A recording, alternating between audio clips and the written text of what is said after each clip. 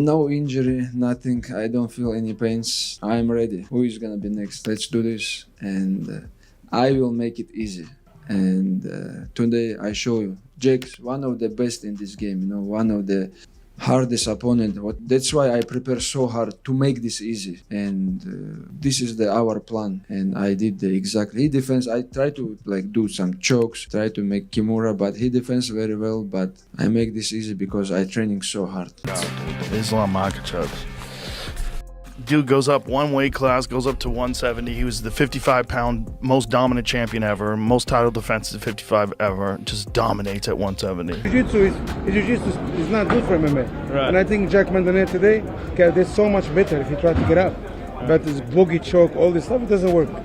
Do you feel? And he talked a lot of shit too. I was gonna say, do you feel disrespected by Craig Jones? He's nobody, but he's a jiu-jitsu guy. He tried to be relevant using MMA guys, but who cares? Oh, he 100% was injured from those calf kicks, you know, and basically he switches really well. But on this one here, he was messed up because he couldn't switch the way he wanted to, so it screwed up his rhythm. So no, those calf kicks played a big factor in him, and I don't think he was as prepared for the Islam Makhachev that came at him. You know, I don't think they didn't respect his striking. At least that's what they said. And I don't know if that was the game plan for them for us to want to stand with him. But Usman, I mean, Islam is a great. I said Usman. Islam is a great striker, you know, and now he proved it. Yeah, I still firmly believe Jack can beat Islam Makhachev, and I believe that Jack will beat a couple more welterweights, and whoever's got the strap, we're looking for it. You know, we climbed the mountain once. What drove me crazy is, of course, we knew Islam had the advantage on the ground. Jack should have had the advantage on the feet. The couple of times that Jack did finally get back up to his feet, he went for some sort of trip, whether it was an inside leg or outside leg or a hip toss. He was looking to take Islam back to the ground, and that just shows you a lower fight IQ than what we've seen out of Jack. Ilya says that Islam ran away to 170 because he was scared of Ilya. Jack Della Maddalena has finally broken his silence, revealing the honest truth behind his stunning first defeat to Islam Makhachev. After suffering the first loss of his UFC career under the bright lights of Madison Square Garden, Jack addressed fans with a calm, humble, and incredibly respectful message. He praised Islam Makhachev's dominance, accepted full responsibility for the setback, and made it clear that this defeat is only adding fuel to his comeback fire. Fans are calling him one of the classiest rising stars in the sport, and with his mentality, his return to the top already feels inevitable. The MMA world is now watching closely to see how fast he rises again. He posted on Instagram, "Thanks to those always supporting. Islam is one of the greats and deserved to win. I will learn and move forward." Meanwhile, Jack Della Maddalena's coach, Ben Vickers, has stepped forward with his own honest breakdown of what went wrong at UFC 322. According to Vickers, the loss had nothing to do with a bad game plan. It came down to execution. He admitted that Jack simply wasn't himself in the octagon that night. Vickers didn't sugarcoat a single detail. He acknowledged the performance fell far below their expectations and reminded fans that at this elite level, even one-off night can be brutally unforgiving. He made it clear they were decisively beaten and now must rebuild with sharper focus, tighter discipline, and complete accountability moving forward. In bad times, you look for glimmers of hope, you know, and we're not happy with the performance. Let's put that out there. Like, I feel like Jack could have done better.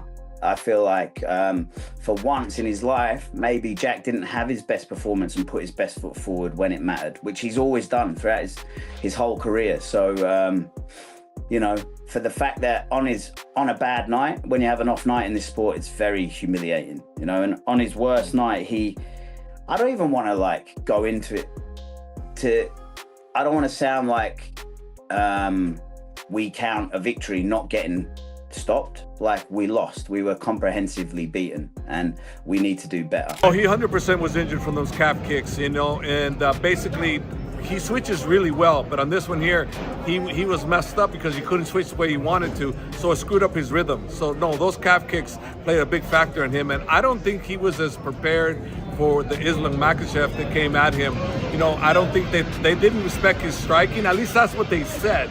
And I don't know if that was the game plan for them for us to want to stand with him. But Usman, I mean, Islam is I said Usman, Islam is a great striker, you know, and now he proved it. What drove me crazy is, of course, we knew Islam had the advantage on the ground. Jack should have had the advantage on the feet. The couple of times that Jack did finally get back up to his feet, he went for some sort of trip, whether it was an inside leg or outside leg or a hip toss. He was looking to take Islam back to the ground, and that just shows you a lower fight IQ than what we've seen out of Jack. I'm not going to say he's not a smart fighter. He's a very good fighter. But when you see a guy like that with no answers on the feet and no answers on the ground, but less answers on the ground, you have to understand, look, if you have the chance to get to your feet, you have to fight like hell to create distance. You cannot take him back down. You will wind up in a worse position if you get back up to your feet after being tired and beat up on the ground for a couple minutes by Islam, and then you try to trip him. I mean, there's footage of him. They were literally in the worst position possible up against the fence. Jack's head is on the ground, his legs are in the air, his back is up against the cage, and Islam's on top of him. Like, that's the kind of position you wind up in if you're an inferior grappler going against a guy like that, and you finally get to your feet, and then you go for that kind of thing. It was just not the approach I would have wanted to see out of him. Yeah, I want to say, Yeah, go for it. This Greg Jones,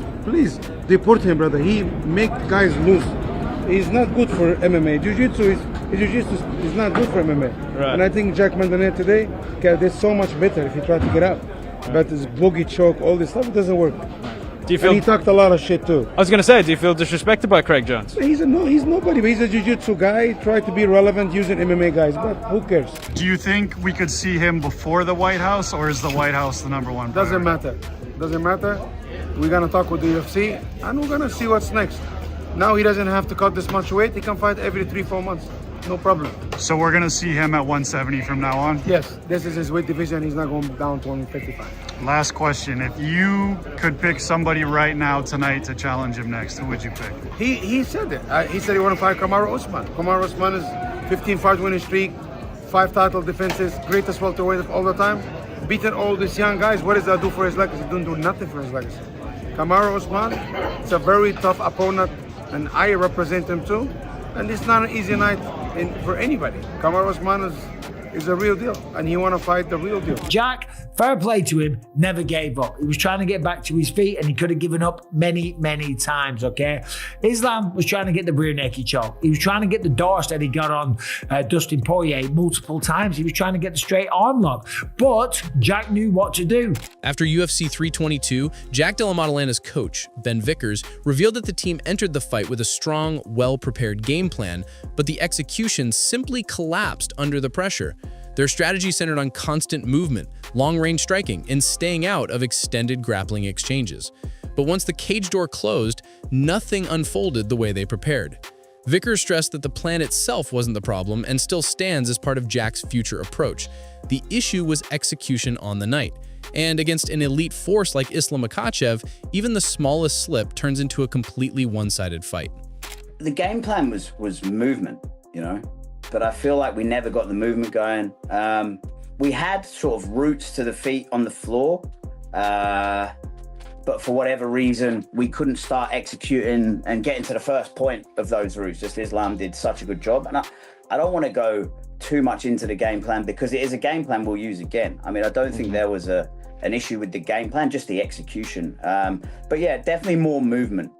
We wanted to do more movement. Obviously, we didn't want to be on the ground for 19 minutes of a 25-minute fight. We wanted to do some damage. We wanted to do death by 1,000 cuts, you know, like just pick away on the outside and blah, blah, blah. But it just wasn't our night. Veteran coach Javier Mendez added an even harsher perspective on Islam Makhachev's dominance. Mendez revealed that Jack Della Maddalena looked badly hurt during the fight and suggested he entered the bout underprepared. He also pointed out a major mistake from JDM's camp. They underestimated Islam's striking. Mendez emphasized that Makhachev isn't just a grappling monster, he's evolved into an elite all-around striker, and the fight made that crystal clear. This added layer of danger explains why Jack struggled to execute his game plan, and why every opening he hoped for immediately disappeared. On that night, Islam's complete skill set left no room for error, and Jack paid the price. If you enjoyed this breakdown, smash that like button, share it with your fight crew, and subscribe for more insider analysis, fight predictions, and the latest MMA news. Don't miss out. Your next favorite fight discussion starts right here.